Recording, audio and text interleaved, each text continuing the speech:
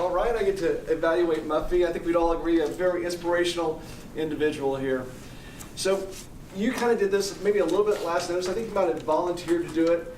And so, I mean, the deal with the talk, techniques for expressing empathy was what she wanted to get through to us, and how emotions impact relationships was really the goal of the talk. So you guys can see that I have positives and negatives. Of course, there's so many positives here. Or not, negatives is probably the wrong word, things to work on.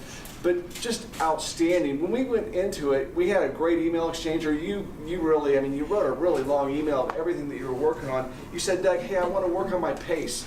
And your pace was just great. I mean, you never went too fast, you never went too slow. Sometimes when a speaker goes too fast, you lose them. But your pace was just outstanding. You said also, I want to be more casual. You're just always just comfortable up here. I didn't see any situation with that. You said, hey, I have some concerns with, I'm going to read a statement on that, and I'll get into that here in a second.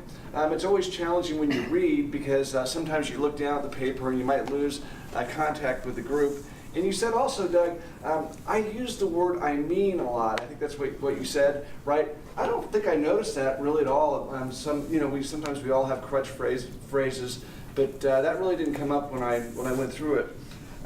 So I'm going to focus on the left side of the column here. Your stories were just so descriptive. I mean, I just found myself, you just lose where you are because your stories, like you were talking about the sledding, you talked about the pole vaulting of the mouse or whatever. That was kind of crazy. and then what else? The car story was interesting because we've all been stuck behind a car. Who would want to? I mean, it's a better way of thinking about things. And then your dot up here, that is just outstanding. Forever I will always see the white, or I'll try to see the white. That was really, really good. Again, your preparation.